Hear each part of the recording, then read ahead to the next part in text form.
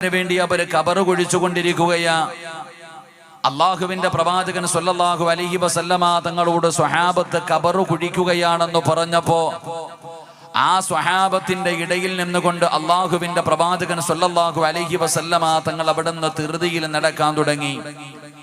ഖബർ കുഴിക്കുകയാണെന്ന് കേട്ടപ്പോൾ അള്ളാഹുവിന്റെ പ്രവാചകൻ സ്വല്ലല്ലാഹു അലൈഹി വസല്ലമ തങ്ങൾ സ്വഹാബത്തിന്റെ ഇടയിൽ നിന്നുകൊണ്ട് വെപ്രാളത്തിൽ ധൃതിയിൽ അവിടുന്ന് നടക്കുകയാണ്.